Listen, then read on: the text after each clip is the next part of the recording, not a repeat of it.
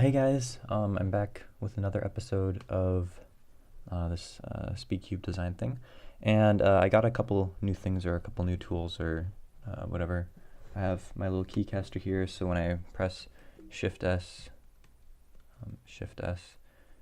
or anything like that, then you guys can see me do it.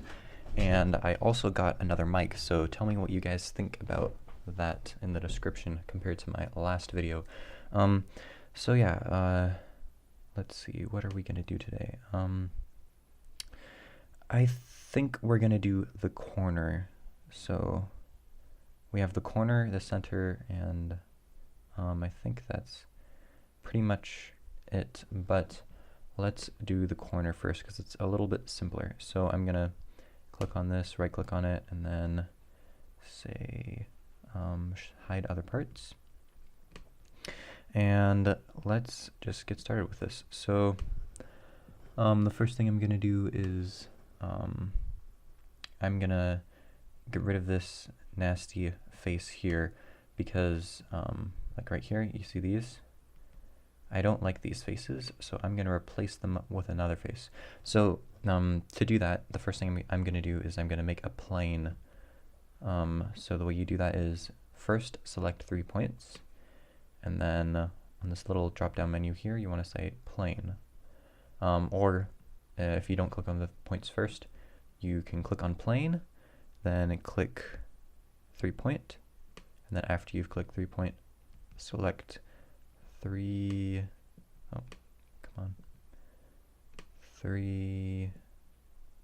points. Let's see here. I think that'll be good. I'm not sure. I want to make sure that it intersects all here. It's not too important. Like I don't want it to be. I guess I'll just show you guys. So make a plane, and then we're going to use another one of those tools that you don't really use that often, but that's pretty useful. So this tool is called Replace Face. And when I first saw it, I thought it would be kind of complicated, and I wasn't sure if I'd be able to learn how to use it or whatever. But I managed to figure it out, and I'm going to show you guys how to use it too. So what this basically does is it takes faces or planes or whatever, and you take those faces and you replace them with another face. So I'm going to take these faces over here that are from the spherical cuts, or actually they're from the cylindrical cuts, and then I'm going to replace them with this, and hopefully this will work. Let's move it back a little bit. Oh, come on. I think I may need to change one thing, so I'm going to click X and go back to our first sketch once again. Let's see. If we take this line here, oh, come on. Take this line here. Why is it doing this? And I'm going to get rid of that, and I'm going to use a center point arc instead. Click on the center, click on that point, and click down over here, press escape, and then you click on these 2 points and you press I, and that'll join them together. And what that will do is it'll make it actually a spherical cut instead of a cylindrical cut. So I'm going to press escape. Come on. Just click the check mark. Oh, I'm going to have to re-click on all these different lines. Circular pattern here. No, not circular pattern, revolve. I want to edit the revolve. And right now it's making these as 2 separate surfaces because I deleted that edge. So I'm going to click here and make that one surface. Hopefully that'll work. If it doesn't, there you go. So now you see this is a spherical face, where before it looked a little bit different. So now I'm going to go back to replace face, and I'm going to choose these 3 faces, and the surface to replace with is this one. There you go. That's how it's supposed to work. And you can see I can grab the slider here move it down, move it back, or whatever. I'm actually gonna make that 0 because we can use move face to move it after that. Click the little check mark, and now we have a flat face to work with. There's a couple things which I can do before I get too in depth with rounding this corner off along these edges. So let me just do that real quick. So we're gonna use a fillet. We're gonna click here, here, and here, just to round this corner off. I know some designs don't round the corners off so much, but personally I like rounding them off like that.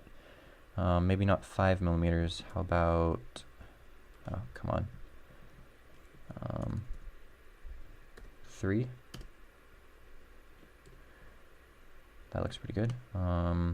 You'll notice this thing tracks all the different keys, so and that way it's kind of annoying, but it's better than nothing. So let's click the little check mark, and on top of that we can also fillet this little thing over here.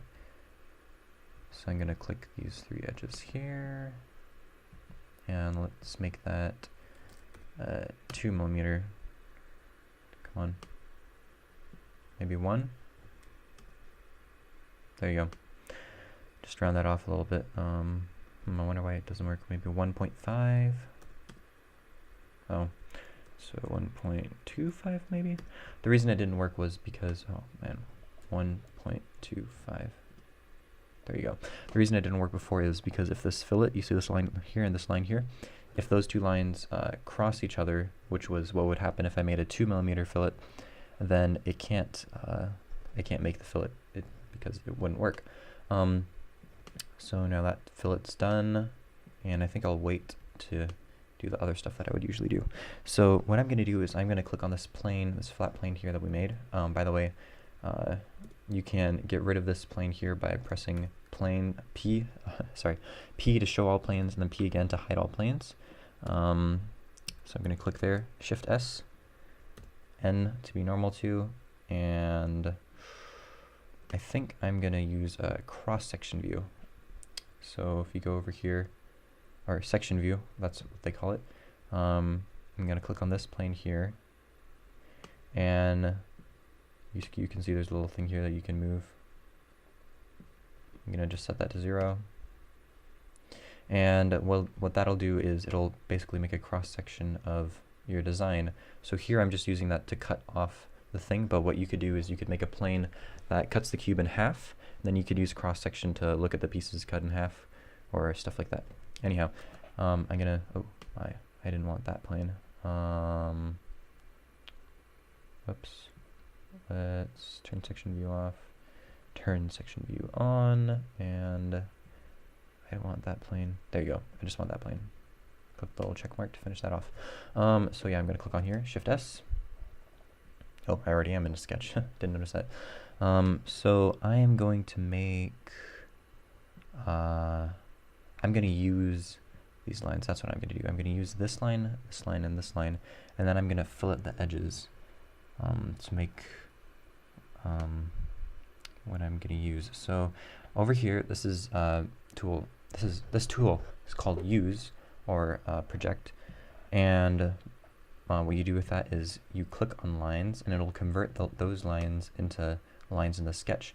But it's not just that it does. You can also project any random point onto it. So if I press N to go normal, I can click on this little point here, and it'll project that onto the plane. So now I have that little point there. Let me press Command Z, just get rid of that. So now that I'm done with that, I'm going to use the fillet tool inside of the sketch, and I'm going to click on these 2 points. It works a little bit differently, but it's still pretty similar. And then I'm going to click on these 2 points and these 2 points. That looks pretty good. Press Enter just to dismiss that little menu, and then I'm going to let's see here, Extrude. So click on Extrude, and I want to go I want to say intersect, and ooh, maybe not intersect. Let me see. I'm gonna turn off section view. Ooh, turn section view off. Yeah, I don't think I'm going to do intersect. I may be able to, but I don't think so. Anyhow, let's see. First thing I want to do, let me just try using intersect, is I'm going to do this, and then I want to say draft.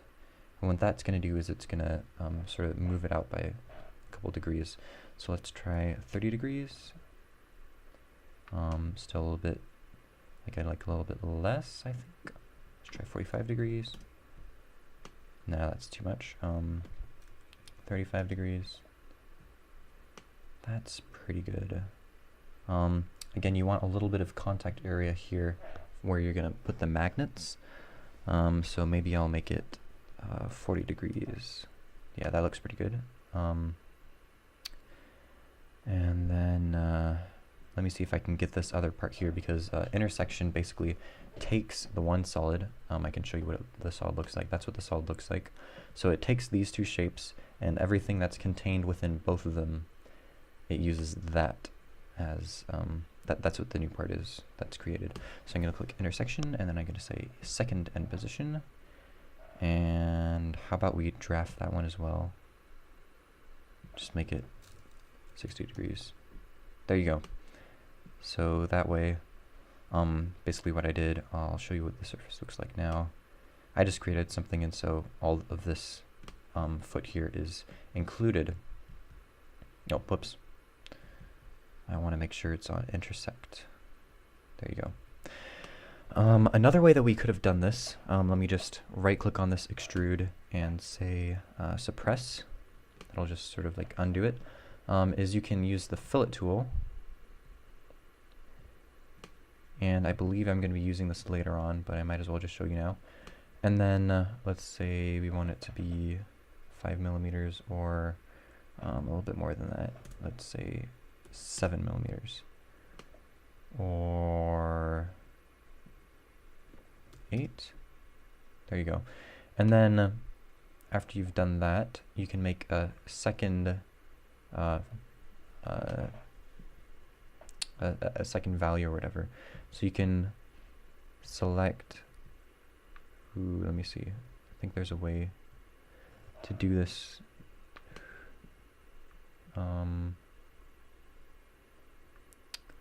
Where you select these vertices and you can make them like, let's say 7. Let me just do one at a time, just to see if I can get it right. I want this one, and 8. If I make it 8, then it's just the same. If I make it 7, oh, never mind. I don't think this may not work. Let me try making it 9. There you go. There you go. I guess for some reason it doesn't want me to make it a smaller value, but I can make it a larger value. So I also want that one and that one.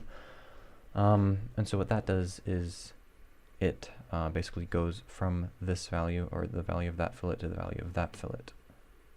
So when the pieces, when this corner piece is on top of the other piece, you'll notice that it's good for, let me see. You want this fillet to go from smaller to larger, because when the pieces are misaligned and it's important for, like, and you actually need the fillet, then you want this line right here to line up with the piece, because that's the line where the tapering ends or whatever. Like if you don't have this, it's just a straight line, and so the line is basically like that, because this fillet area over here doesn't even matter. But if you put that stuff back, then the line is closer to what you'd actually need. Let me just suppress this and show you what the other one did. So the other one did a simpler thing. It's just I wanted to try using the extrude instead of the other one, and it looks a little bit cooler right there, if I do say so myself. So yeah, now that we've done that, you'll notice that we have a huge gap here. So the conventional thing to do here is to square off the corners. So I know a lot of people, or not a lot of people, but some people don't like squared off corners, and that's okay. Good for you. But I'm just going by what I see the most of in speed cubes. So I'm gonna click on this face here, it doesn't really matter which face you do, and press Shift S, and then N to be normal to, and I'm just gonna draw a rectangle. So I'm just gonna drag it out, place it some random place, and then once again I'm gonna use I, you can see right there I pressed I, to place these, to make them coincident. And so I made this line and that line there coincident, and this line and that line, and then I'll just make sure that it's exactly the same dimensions. And then we can do a little bit of an extrude. I want to say add, let's reverse the direction, and let's make that 1 millimeter. That may be a little bit much, but no, that's good. So I think, yeah, that's pretty good. Might want to make it a little bit more. Let's try 1.5. Yeah, that's good. You could probably make it a little bit thinner on a actual Rubik's Cube, but if you're 3D printing it, it's nice to keep it a little bit thick, just so the surface comes out nice. Especially if you print it like this, sorry, like that, then it's nice to have it thick, so when it prints it, it can actually print it, and it's not too thin for the nozzle. So that's good. And you'll notice that it's only on one of them. So what we're going to do is we're going to use another circular pattern. You'll remember that we did a circular pattern up here to pattern around the surfaces. But instead of doing that, we're going to use it to pattern around the extrude.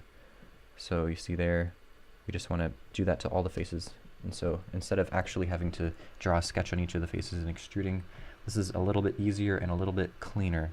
So we're going to make another construction axis. Click on that. Oh, come on. I want this to be, no, not that. Let me hide these curves, these old axes. 1, 2, 3, 4, 5. Maybe if I right click on them, I can say hide all curves. There you go. That is my origin. Oh, actually, let me show you something with that. If you're having trouble trying to click on something like you'll see here, it's only clicking on all these other axes. You can actually press this button, whatever it's called, that button, and then oh whoops, I want to press it a little bit closer to where I want, and then it'll show you a menu of all the things that are near that point where you clicked. So there's this, there's that, all these construction things, like construction axes. Anyhow, and so I want a vertex of origin to be my origin. Anyhow, and then through individual identities and then faces and vertices, I want that face, and that'll make a nice little line right here that I can use to pattern this around. Okay, so let's go back up into this menu, click circular pattern. I want to do an entity pattern. So before we did a part pattern because we had the parts, we had the surfaces that we wanted to pattern around. So now what we're going to be doing is a feature pattern.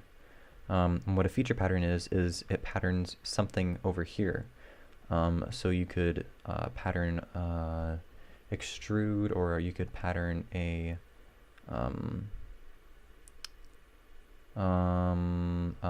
remove face, or stuff like that. I mainly use that to pattern extrudes though. So we want a feature pattern.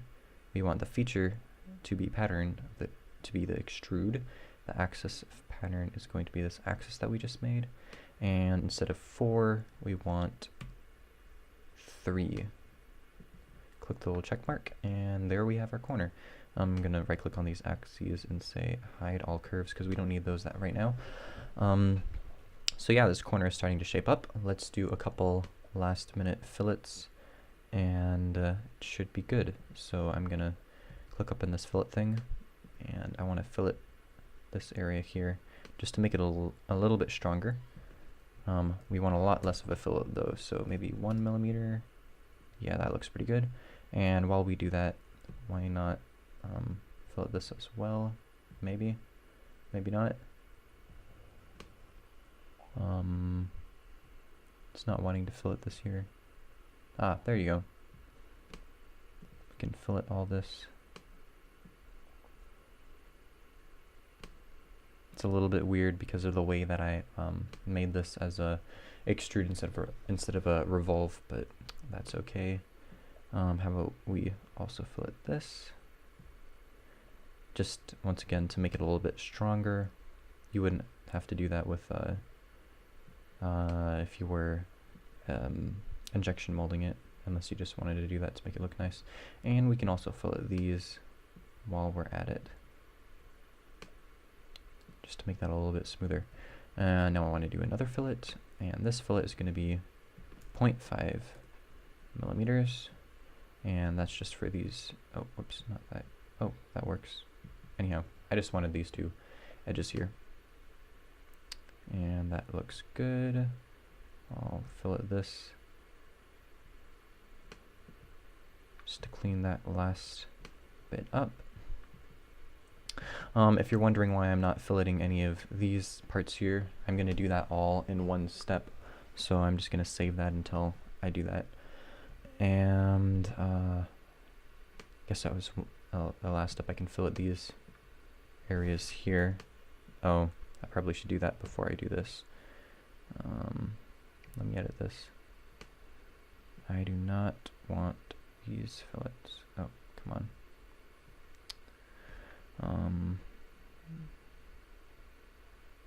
There you go. I want to fillet these first.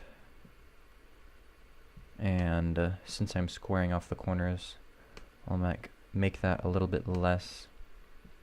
And instead of clicking in here and typing in a number, you can actually just drag that. I'm going to do a little bit, sort of like a GTS, so not that squared off. A little bit more than that. Let's just round that off to 3 millimeters. And that looks pretty good for the corner. Once again, let me just finish this off by filleting these edges here at 0.5 millimeters. That looks good. And that's our corner done. Can't think of that much stuff I want to change. Maybe I'll move this face. Ooh, where's move face? Move face. Can move this face. Come on. No, not that way, the other way. And let's make that 1.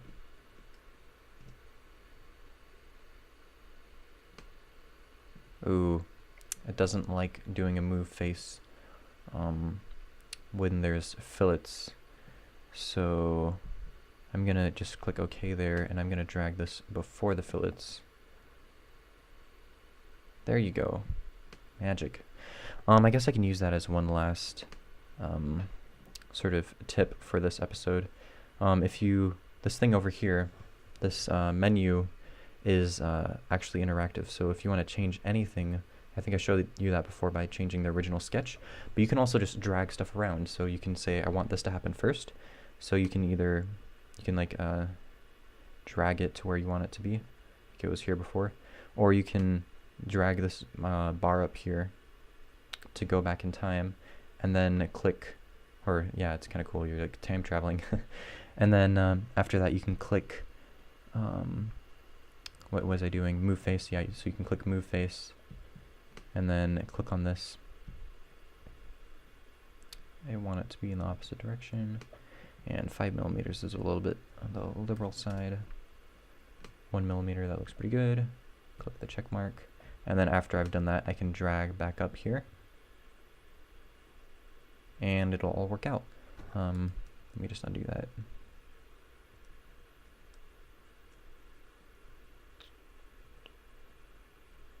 There you go.